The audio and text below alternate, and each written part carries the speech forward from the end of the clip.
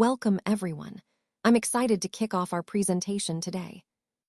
This is the first slide, titled Copyright 2025 by Continuous Learning Development, and we're exploring a step-by-step Umrah guide.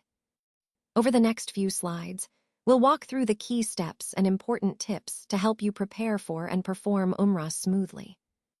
Let's get started. Welcome to slide 2. Here, we see the phrase recite talbiyah, which is a significant declaration in our spiritual practice. When we recite talbiyah, we are expressing our readiness and devotion to Allah. The words, "Here I am at thy service," emphasize our willingness to serve and submit to His will. It's important to understand that this phrase is repeated to reinforce our intention and commitment. Notice how it states, "There is no associate with thee," highlighting the concept of monotheism, recognizing that Allah is unique and without partner. The phrase, "Verily all praise and grace is due to thee, and the sovereignty too," reminds us that all praise, blessings, and authority belong solely to Allah. This recitation connects deeply with the overall theme of humility, devotion, and acknowledging Allah's supreme lordship. It's not just words, it's a heartfelt declaration of our submission and gratitude. As we reflect on this, let's remember that this practice is central to our spiritual journey, helping us align our intentions with the core principles of faith. Today, I want to walk you through some of the key points related to the miqat, the designated places for entering into Ihram before performing Hajj or Umrah. As you can see on this slide, these locations are crucial for Muslims when preparing for their pilgrimage. We start with Mecca, which is the ultimate destination, but before reaching it, we have to reach one of these specific miqat points. The first one listed is Dat Irq, which is situated near the border of Mecca. Then there's Qarn al-Manzil, another important miqat, located closer to the city. Next, we have Jufa, which is typically used by those coming from the north or northwest. Then there's Yalamlam, positioned for pilgrims coming from the south. Dhul Hulayfa, also known as Abyar Ali, is the miqat for those traveling from the south or the east, including residents of Medina. Now let's talk about what we do at these places. The first step is to make the intention to perform Hajj or Umrah. This intention is a very personal and sincere act that signifies our readiness and commitment. After that, we enter into the state of Ihram, which is a sacred state of purity and focus that prepares us spiritually. Once in Ihram, the next step is to reach the miqat. This is where we officially assume the Ihram for the pilgrimage. When you arrive, face the Qibla, that is, the direction of the Kaaba in Mecca, as part of your preparation. These steps, making the intention, entering into Ihram, reaching the miqat, and facing the Qibla, are foundational in preparing ourselves properly for the journey of Hajj or Umrah. They help us to align our spiritual focus and purity right from the beginning, setting the tone for the entire pilgrimage. All right, so as we prepare for this important stage, remember that this slide is copyright 2025 by Continuous Learning Development, highlighting the ongoing nature of our spiritual journey. When we reach Mecca, the first step is to do fresh wudu. This is essential because it purifies us physically and spiritually, setting the right intention for the sacred acts ahead. After completing wudu, we continue with the talbiyah, reminding ourselves of the purpose and the unity of this pilgrimage. We keep reciting it steadily until we actually arrive at Mecca. This continuity in recitation emphasizes our dedication and focus, helping us connect deeply with the spiritual significance of the journey. So the key points here are: perform wudu to purify, then maintain the talbiyah until we reach Mecca, embodying devotion and mindfulness throughout the process. All right, now we're moving on to performing tawaf, which is a very important part of the pilgrimage. As you prepare to start tawaf, remember that you should stop reciting the talbiyah beforehand. It's a simple but significant step. Ceasing the talbiyah signals that you are about to begin the sacred act of circumambulating the Kaaba. This transition marks your readiness to engage fully in this spiritual act. Keep in mind that tawaf is not just a physical movement. It's a deeply spiritual moment that connects us to Allah and the history of this sacred site. So make sure your mind is focused and your heart is present as you start this important ritual. Welcome to Slide 6. Here, we focus on the starting point of Tawaf, which is at the Black Stone. This is a significant moment because it marks the beginning of the circumambulation around the Kaaba. When you approach the Black Stone, you have a few respectful options. You can kiss it, touch it, or simply point towards it. These actions are acts of reverence and devotion, symbolizing our connection to the sacred site. As you begin Tawaf, it's important to say Allah Akbar, which means God is the greatest. This phrase helps us center our intention and reminds us of the greatness of Allah as we perform this act of worship. Remember, the overall goal here is to demonstrate humility and devotion, connecting our actions with our faith. This step is not just physical, it's a spiritual act that signifies our submission and love for Allah. So, as you start, keep in mind the significance of the Black Stone and the importance of your sincere intention when uttering Allah Akbar. This sets the tone for a meaningful and respectful Tawaf. Let's focus on a powerful supplication that encompasses our hopes and needs. The phrase, "Our Lord, grant us the good of this world and the hereafter," is a beautiful reminder to seek balance in our lives, asking Allah for success and goodness both in our daily lives and in the eternal hereafter. It emphasizes that our ultimate goal is to please Allah and attain His mercy. The second part, "and protect us from the torment of the fire," highlights the importance of seeking Allah's protection from punishment and hardship in the afterlife. It's a humble plea for His mercy and forgiveness, recognizing our dependence on His compassion. Now, in the context of our overall journey, whether it's during pilgrimage or personal worship, reciting this dua connects us deeply to our faith, reminding us of our goals and the importance of seeking Allah's guidance and mercy. Remember, this slide also encourages us to perform a specific physical act. Go around the Kaaba 7 times, and then recite this dua from Yemini corner to the Black Stone. It's a beautiful combination of physical devotion and heartfelt supplication, reinforcing our connection with Allah and the sacred sites. So, as you go through this act, keep these words in your heart, asking sincerely for all that is good in this world and the hereafter, and for protection from the fire. Today, I want to highlight an important aspect of performing Tawaf, which is the area called Hatim. As you can see on the slide, during Tawaf, it's crucial not to step into the Hatim itself. Many people might think it's okay to go there, but actually, doing so can invalidate your Tawaf. So, it's essential to be mindful of this boundary. Remember, the Hatim is a sacred area, and maintaining the correct boundaries ensures that your worship remains valid and accepted. Keeping this in mind helps us perform Tawaf properly and with the correct intention. It's a small detail, but it makes a big difference in the validity of our worship. Now, as we look at this slide, it's important to remember the copyright 2025 by continuous learning development. This underscores our commitment to ongoing growth and education. Next, there's a note about your tawaf, resume. If you leave your tawaf from the same point and stay in wudu, it highlights the significance of maintaining your spiritual focus without unnecessary interruptions. For men, the recommended practice is to walk quickly 3 times. This is a way to show reverence and energy in the act, emphasizing the importance of intent and devotion during the ritual. Then, after that, you should walk normally 4 times. This gentle pace helps maintain a calm and focused state, blending reverence with mindfulness.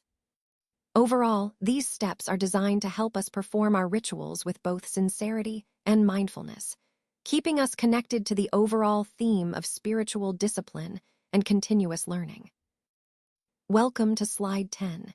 Here, we see the importance of implementing simple yet meaningful acts of worship. First, drinking Zam-Zam water, which holds a special spiritual significance, especially during Hajj and Umrah. It's not just about hydration, but about connecting with the blessings of the sacred water. Next, offering the 2 sunnah prayers at Maqam Ibrahim. These sunnah prayers are a beautiful way to earn extra reward and demonstrate devotion. They are performed specifically at the Maqam Ibrahim, which is a blessed spot linked directly to Prophet Ibrahim's legacy. A quick note to remember: During the first rak'ah, recite Surah Kafirun, and in the second rak'ah, recite Surah Ikhlas. These recitations are simple but powerful, reinforcing our faith and devotion during these acts. Overall, these points remind us that small acts, when done with intention, can significantly enhance our worship experience and deepen our spiritual connection. Surely Safa and Marwa are among the signs of Allah. When approaching the Sa'i, it's important to remember that these hills are not just physical landmarks, but they hold spiritual significance. They serve as a reminder of Allah's signs and the importance of faith and perseverance. As we move through this part of the pilgrimage, let's keep in mind that these rituals connect us to the history and the lessons embedded in them. They symbolize the unwavering dedication and trust in Allah's guidance. So, as you approach the Sa'i, reflect on the deeper meaning behind these acts and how they strengthen your connection to Allah and to our shared faith. Copyright 2025 by Continuous Learning Development. Then, we'll move on to Mount Safa. Once you're there, stand on it or close to it, facing the Qibla. Begin by saying Allah Akbar. After that, recite the next supplication. Next, we come to Al-Marwa, and then Al-Safa. These steps are essential parts of the pilgrimage, symbolizing devotion and following in the footsteps of Prophet Ibrahim and his family. Remember, each movement and supplication carries deep spiritual significance, connecting us to the core of our faith. This process helps us reflect on the history and the unity of the Muslim Ummah. So, as you stand on Mount Safa and then move between Al-Safa and Al-Marwa, keep in mind the importance of these rituals in strengthening your connection to Allah. None has the right to be worshipped but Allah alone. He has no partner, and His is the dominion. All praise is His, and He is capable of doing all things. Remember, this emphasizes the uniqueness and supreme power of Allah. No one else shares His authority or attributes. Allah fulfilled His promises, helped His servants, and defeated the Confederates all on His own. These points remind us of His unwavering support and strength. Connecting this to our overall faith, it underscores that Allah is the only worthy of worship, and trusting in Him brings victory and reassurance. Now, as we continue our journey, we see the words Copyright 2025 by Continuous Learning Development, reminding us of the ongoing commitment to growth and knowledge. Next, we have the names Al-Marwa and Al-Safa, which are significant in the context of pilgrimage, symbolizing the spiritual journey we are taking together. The instruction to now walk towards Marwa signifies a step forward, encouraging us to move with purpose and mindfulness. As we walk, let's raise our hands and supplicate on the way. This is a moment of reflection, prayer, and connection, emphasizing the importance of devotion during our spiritual journey. This slide beautifully captures the essence of moving forward with faith, combining action with prayer, and staying connected to our purpose throughout the process. Welcome to Slide 15. Here, we focus on the significance of the key locations during Hajj, specifically Mount Marwa and Al-Safa. We start with Mount Marwa, which is also called Al-Marwa. The instructions are to stand on or near it, face the Qibla, and then say Allahu Akbar, meaning God is the greatest. After that, you proceed with the next supplication. This act symbolizes the importance of the Sa'i ritual, which involves walking between these two hills. It commemorates Hagar's desperate search for water for her son Ismail. Moving to Al-Safa, which is the other hill in the Sa'i, the key point is to remember that these locations are not just physical sites, but represent profound spiritual moments. When performing Sa'i, we recreate Hagar's perseverance and reliance on Allah. Throughout this process, it's essential to be mindful of the overall theme of devotion and submission that runs through Hajj. Standing on Mount Marwa and reciting supplications helps us connect deeply with the history and the spiritual essence of the pilgrimage. By understanding these locations and their significance, we enrich our experience and strengthen our faith. None has the right to be worshipped but Allah alone. He has no partner, and His is the dominion, the sovereignty over everything. All praise belongs to Him, and He is capable of doing all things. This emphasizes the concept of Tawheed, the absolute oneness of Allah, and reminds us that worship is only due to Him.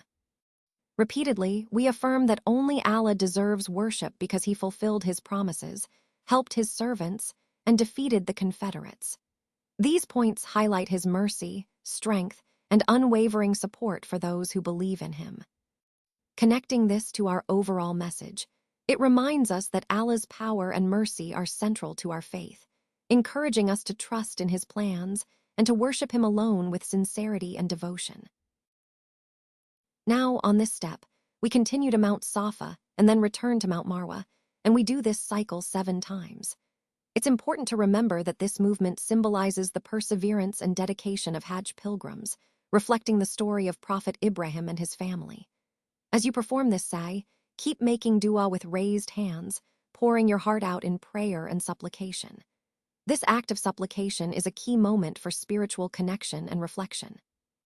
You will conclude your sa'i upon reaching Mount Marwa, so it's important to stay focused and mindful throughout the process. Also, a quick note, wudu, or ablution, is recommended before starting this part of the ritual. It helps you maintain purity and enhances the spiritual significance of your worship. So, remember, continue in this cycle with sincerity and keep your focus on the act of devotion and your connection with Allah. As we look at this slide, I want to highlight the importance of making dua while raising our hands during sa'i. This act is not just a physical movement, but a spiritual one that signifies humility and sincerity in our supplications. The numbers 7, 5, 3, 6, 4, 2, 1 represent the sequence of steps or moments during sa'i where making dua can be particularly meaningful. It's a reminder that each step between Al-Marwa and Al-Safa is an opportunity to connect with Allah, to ask for our needs, and to seek His guidance. The overall theme emphasizes that our worship is complete when we combine physical acts with heartfelt supplications. So, during your sa'i, remember to raise your hands and make dua, turning each step into a moment of spiritual reflection and connection. This practice enriches your pilgrimage and deepens your faith. So, as we look at this slide, what it's really highlighting is a simple but powerful metaphor for adaptability and personal development. Men, for example, might choose to shorten or trim their hair, which can symbolize making changes that are manageable and straightforward.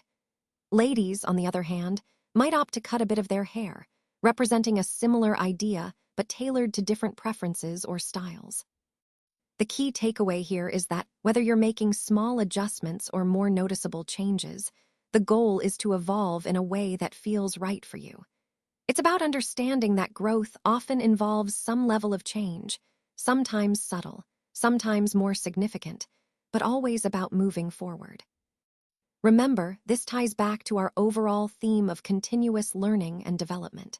Just as hair can be trimmed or styled to better suit our needs or preferences, we too can shape our skills and mindset through ongoing effort and adaptation. Now, on the day of sacrifice, it's important to perform the Tawaf al-Ifada. This is a key act of worship that signifies the completion of the Hajj rites.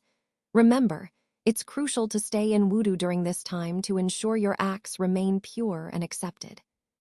For men, there are specific instructions to make the Tawaf more spiritually meaningful. You should walk quickly 3 times around the Kaaba, which is called rasht, symbolizing eagerness and devotion. Then, walk at a normal pace for 4 rounds, reflecting calmness and humility. If, for any reason, you leave your tawaf before completing it, don't worry. You simply resume from where you left off, picking up your circumambulation without starting over. This act of Tawaf al-Ifada is a vital part of the overall Hajj journey, reminding us of the importance of devotion, patience, and adherence to the rites. It's a moment to connect deeply with the spiritual significance of this pilgrimage. Congratulations! You've successfully completed your Umrah journey. I hope this experience has been not only a spiritual milestone, but also a moment of personal growth and reflection. Remember, the lessons and insights gained here can be carried forward into your daily life, helping you stay connected to your faith and values. This achievement is a testament to your dedication and commitment. Thank you for being part of this learning journey with us. We look forward to supporting you in your continued spiritual and personal development.